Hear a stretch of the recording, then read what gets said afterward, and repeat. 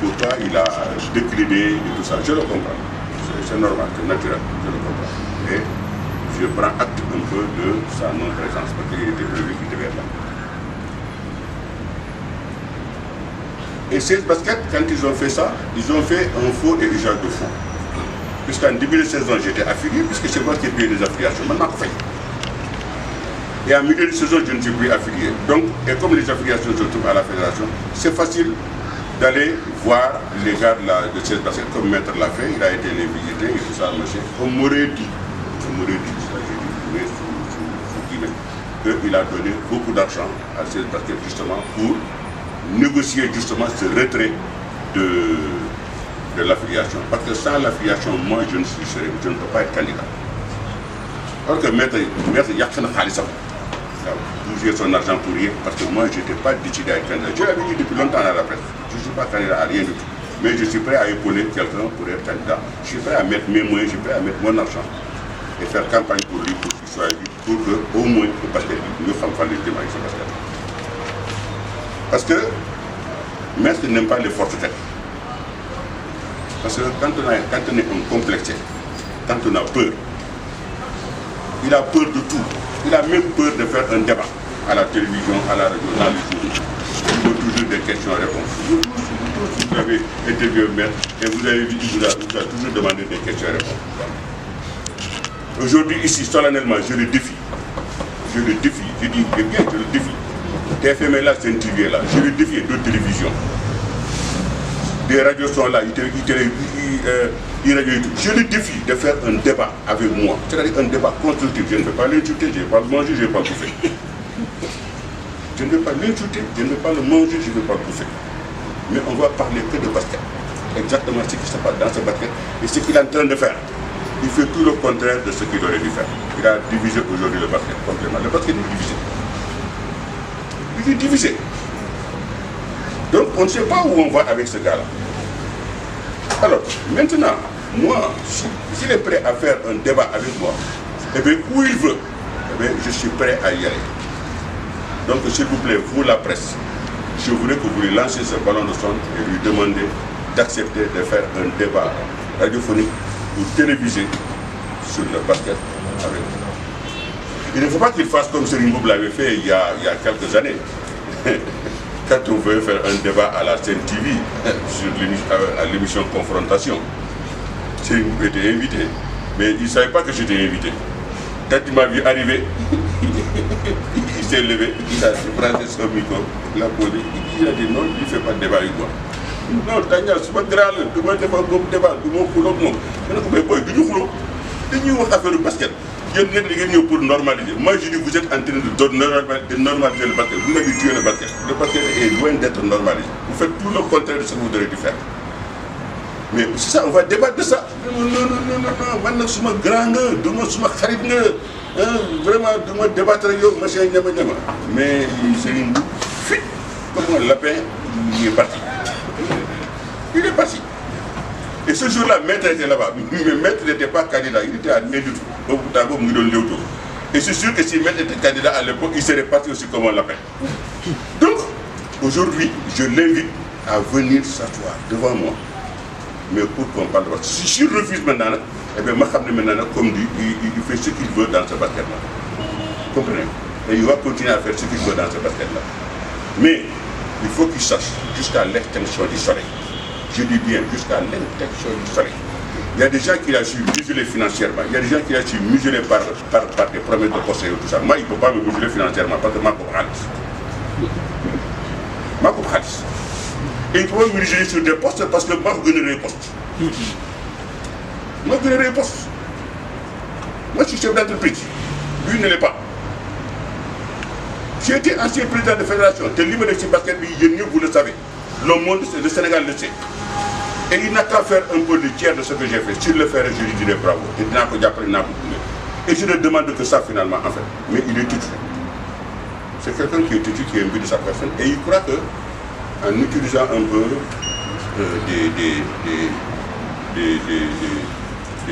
des bras armés, comme les Mandogal et autres, tout ça. Parce que Mandogal était, moi, quand j'étais président de fédération, Mandogal était président du Rail.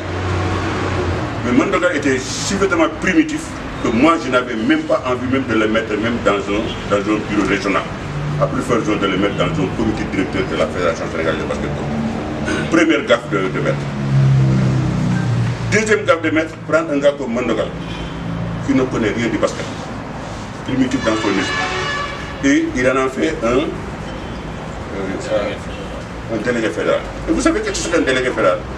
C'est le président de la fédération par excellence dans la ville où l'équipe nationale de basket se trouve.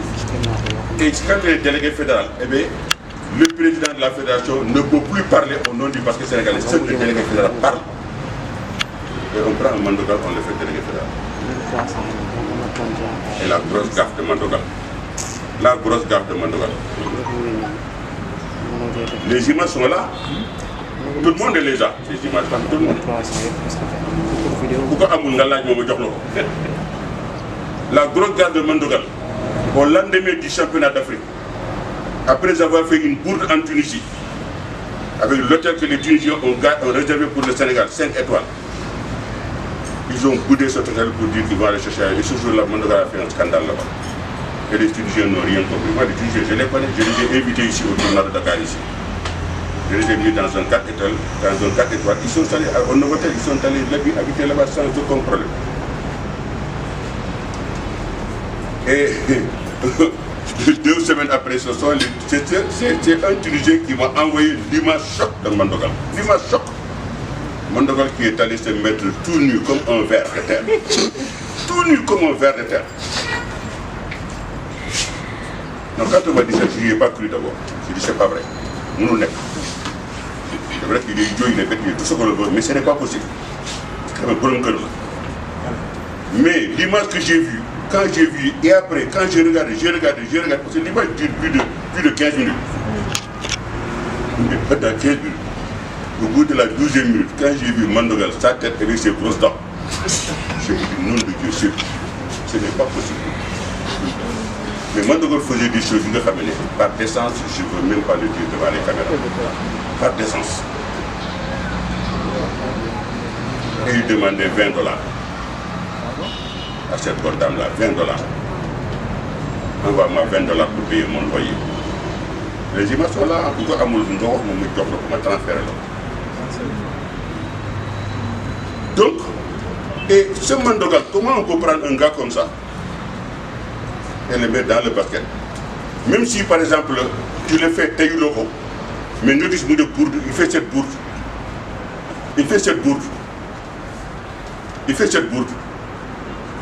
Mais la raison voudrait qu'on sanctionne tout de suite.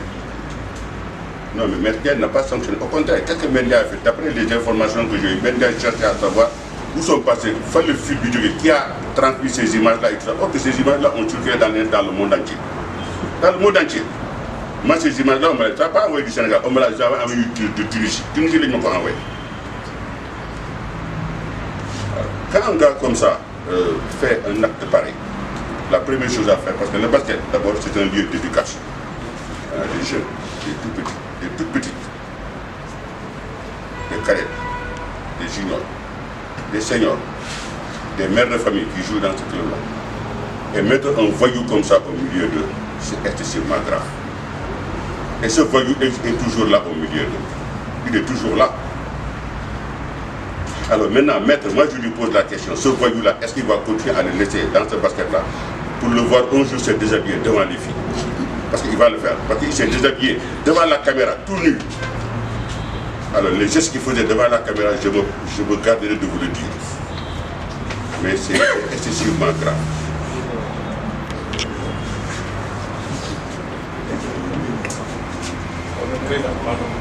Je termine.